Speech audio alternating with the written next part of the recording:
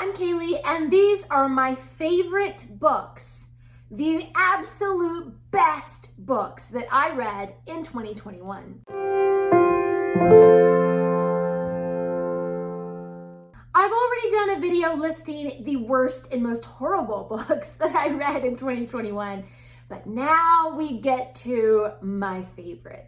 This was really hard to choose my favorites. Before we dive in, I do want to reach back to our Booktuber Shoutout book, and we're going to shout out somebody randomly. And oh look, here's a yellow paper. This one is purposely a different color so that I would remember to randomly choose it. It's Reading with Sam. I recently rediscovered this channel and just remembered how much I love their videos. I will leave a link to their channel down in the description. Please go over and subscribe to them. And if you haven't already, please do subscribe to this channel and give this video a big thumbs up if you had some pretty good favorite books in 2021. So I have quite a lengthy list, but I have divided them up into books that were new to me that I read for the first time in 2021 and favorite books that were rereads in 2021. So first we're going to start with the new to me books, and one of them was the classic Dr. Wardle's School. This book just has everything that I love about Anthony Trollope. An interesting plot and a lovely setting, and just really, really interesting, intriguing characters where you kind of get inside their head. And of course, some sort of element of mystery and adventure. It might be a small adventure, but it feels big in the world of Trollope. I've done a whole other video about why I love Dr. Wardle's School and why I love Anthony Trollope. So if you want to hear more about that one, of course, go over and watch my review video. Probably the book that surprised me the most this year was Summers at Castle Auburn. This is a fantasy, and I went into it just thinking, oh, you know, generic fantasy, elves and magic and la-di-da. But oh my goodness, it blew me away. The characters, the world building, just like the little intricacies of different relationships between people. And of course, our main character is a little girl at the beginning, and by the end, she is a woman, so there's this coming of age aspect. And there are also a lot of really deep themes that are explored in this book. Things like power dynamics between people. There's magic and slavery, and kind of just the idea of freedom is really, really explored. And of course, there are a couple of really fantastic love stories. And naturally, because it's a fantasy, there's all the great magic and the adventure. This book just had everything. I can't even explain to you how good this was without giving you spoilers. I just loved it so much.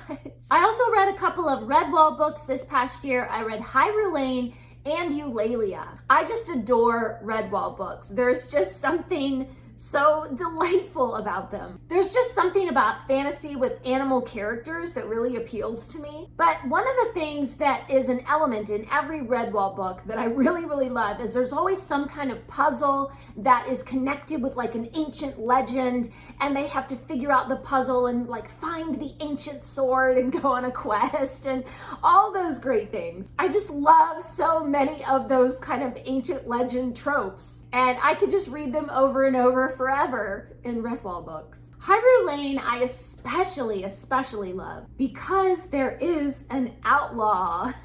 It's a very like Robin Hood-esque sort of, you know, the righteous outlaw who's trying to save his people. And I completely fell in love with that outlaw character. I really, really adore Redwall books, but these two were both really good. And I read a ton of Agatha Christie this past year. If you haven't already, go over and watch my Agatha Christie ranking of all the Agatha Christie books that I read in 2021. But two of my favorites were The Boomerang Clue, also published as Why Didn't They Ask Evans, and The 3-Act Tragedy, also published as Murder in 3 Acts. I don't know why Agatha Christie's books all have two titles. It's just driving me nuts. 3-Act Tragedy is a Poirot mystery, and so already I was kind of already going to love it because I just love Poirot. Agatha Christie could have written a novel of like Poirot writing out his grocery list, and I would be riveted. I just don't care what the plot is. I just love Poirot. But 3-act tragedy especially just like broke my brain. Everything I thought I knew about what was happening in the plot was just completely turned upside down. It was just such a fantastic mystery. It was so entertaining and fun. And then I completely fell in love also with the boomerang clue. Why didn't they ask Evans? This one just has all those elements of Agatha Christie mystery that I super love, like that puzzle aspect. And there's a really fun slow burn romance that was just so adorable. I loved the characters, I loved the setting. It was funny, it was heartbreaking, it was just incredible. There's like murder and drugs and lying and betrayal and kidnapping. And I really loved the mixture of not just mystery, but also adventure. This book just had all those elements of an Agatha Christie that I super, super love. I've also done review videos of both of these, so go over and watch those review videos. Then I had a ton of fantastic middle grade books that I read. I read The Secret of Ron Moore's Skerry, and I was actually a little anxious about reading this one because as a kid, I loved the movie The Secret of Rowan Inish.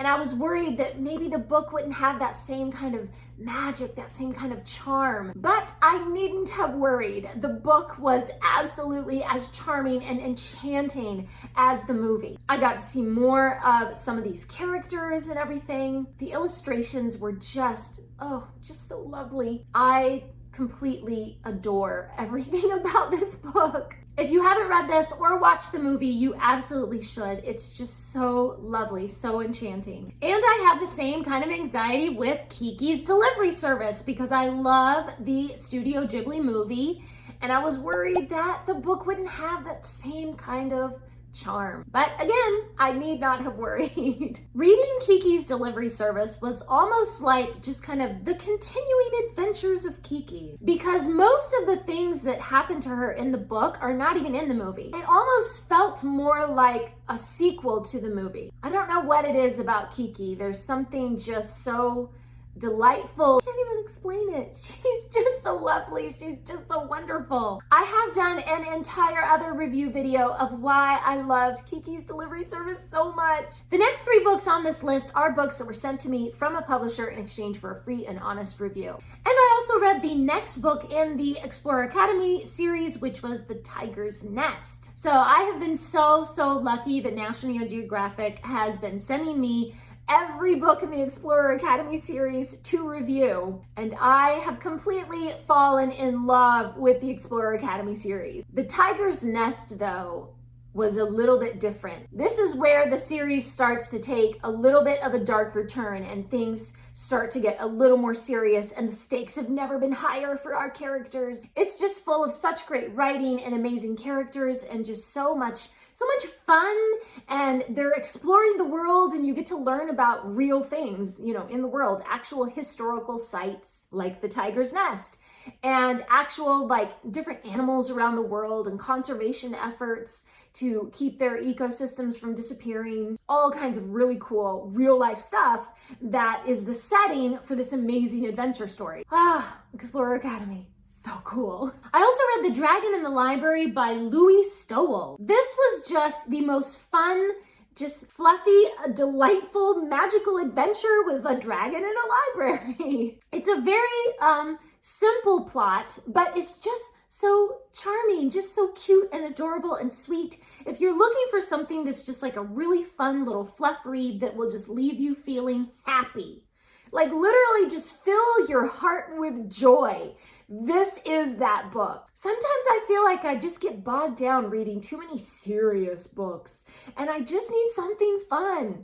This is that book. This filled my heart with so much happiness. Maybe it was just because I love books and the setting is a library. I mean, and who doesn't love a good dragon story, right? And another one that is a continuation of a series that I have been loving is Cold-Blooded Myrtle. The Myrtle Hardcastle series is about a young lady who wants to be a detective, but she lives in Victorian England, and it's so improper for a Victorian young lady to go chasing after murderers. She is brave and intrepid, and she doesn't care about the silly rules of society. I just love these mystery adventures. They are so funny. I cannot even explain to you how completely hilarious the writing is. The characters are so fantastic and the plot is really intricate and interesting. It's just an utter delight from start to finish. The whole series is fabulous, but this one especially, I don't know, it's just such a great mystery. And now we get into my favorite rereads of 2021. These were already favorites that I have reread at least once or twice before. So for Jane Austen July, I reread Persuasion, and oh my goodness, every time I reread Persuasion, I just see some new layer in the characters or some new something in the plot that, oh, I never thought about the connection between those two characters before. It seems like there's just always more depth in the characters and in the story and in the setting and everything that I had never considered before. And that's not just Persuasion, that's all of Jane Austen's books. Just every time you reread one of her books, you just see something new, and that's her genius. Like many of these books, I've done a whole other review video all about why I super love Persuasion. In all of my Agatha Christie reading this past year, I reread The Man in the Brown Suit because I've been telling people for years, Man in the Brown Suit is my favorite Agatha Christie. And I thought, well, it's been a few years since I've read it. Let's reread it again and see, with all this other Agatha Christie reading that I've been doing, is Man in the Brown Suit still my favorite? And the answer is yes. Yes, it is. I'm starting to think Man in the Brown Suit is just going to be my forever favorite. I really don't think that any other Agatha Christie from here on out is ever going to topple this book off of its throne. This book is just somehow the perfect compilation of every aspect of Agatha Christie's writing that I love. It's got the mystery, it's got the adventure, it's got the characters, it's got the setting, it's got like action. It also has a really cute, just really quirky slow burn romance. The amazing thing is, as much as I love Poirot, this is not a Poirot. I can't even explain to you, there's just something so phenomenal about Man in the Brown Suit. And people always dismiss it because the title isn't even that interesting. But let me tell you, this is one amazing mystery. So go over and watch my review video of this one, because I could gush on and on and on forever about how much I love Man in the Brown Suit. I also reread the whole Emily of New Moon trilogy by Lucy Maud Montgomery. I have reread Emily, I don't even know how many times. It's probably like 9 or 10 times now. I first read them when I was a teenager. I was probably 13 or 14 or something when I first read them. And I just reread them every few years, and I always enjoy them so much. The whole trilogy is just so heartbreaking and hilarious and so interesting and also just like so wholesome. I just love that about Lucy Maud Montgomery's writing. There's just something so innocent and wholesome and sweet in all of her stories. And I've done a whole other review video about why I love Emily of New Moon so much. I've done a whole video just about Lucy Maud Montgomery and her life and all of her writing and everything. So of course, I will leave links to those videos. Go over and check those out as well. Speaking of wholesome and innocent classic writing, I reread 8 Cousins and Rose in Bloom. As much as I like Little Women, I think 8 Cousins and Rose in Bloom is actually my favorite books from Alcott. It's about a young woman, Rose, and she grows up with 7 boy cousins, and they're just kind of a lot. They're just sort of overwhelming. And of course, they get up to all sorts of adorable shenanigans and all sorts of fun. It's just so charming. I just love the writing style and the sweet little storylines and everything. Every time I reread these, I just fall in love with all the characters all over again. It's just always such a delight. And then I have a whole bunch of classic children's literature that I read. I reread Mistress Masham's Repose by T.H. White. This is about a young girl that discovers that there are Lilliputians that were brought back to England by Gulliver in his Gulliver's Travels. And so she has to try to save them from the evil people that are trying to sell them to a circus or something. This is such a crazy, wild adventure. It's just nutty.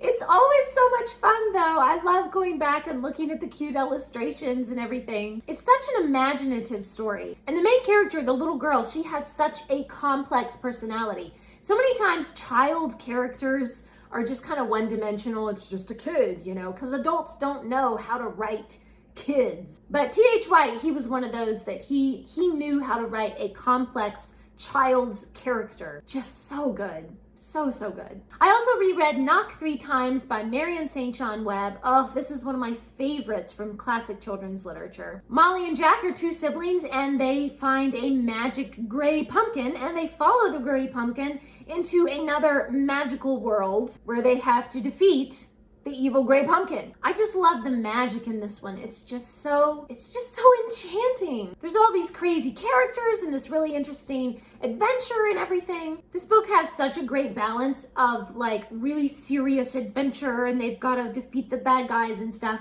but then also just really hilarious and imaginative and funny scenes as well. I also reread Island of the Ants by Eva Ibbotson. Her writing style is so genius. She just kind of sucks you into this magical world and just makes you believe in magic. The ants live on an island and they care for magical creatures like mermaids and selkies and all sorts of magical creatures come to them for help. But the ants are getting older and they need to train a younger generation of how to care for the creatures. It's so much fun. It's just so touching and beautiful and hilarious and oh my goodness, such a delightful book. And I also reread 5 Children in It by Edith Nesbit. I have completely lost count of how many times I have read this. It's just like, I don't know, 25 times by now or something.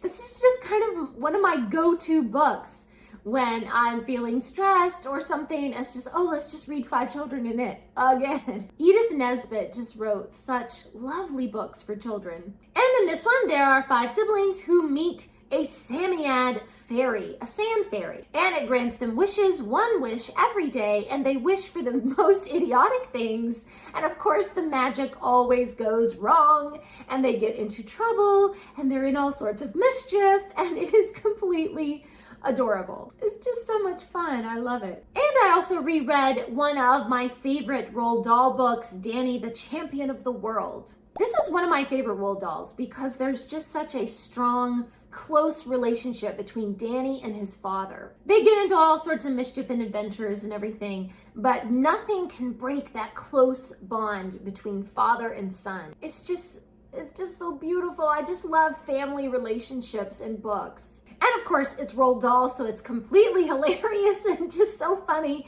Every time I reread it, I just end up laughing my head off. Even though I already know what's gonna happen, it's just so funny. I also reread The Voyage of Barracks by Stuart Petrie. This is about a family who lives in the country, but then a big, noisy, smoky factory is built right next to them. And so they decide to hook up balloons to their house and they go flying all over the world having adventures. This is another one where there are some really lovely family relationships between the parents and the kids and between the 2 siblings. I just love the way that they all work together as a team as they face the adventures that come their way. And it's just so imaginative and ridiculous, like that would never happen.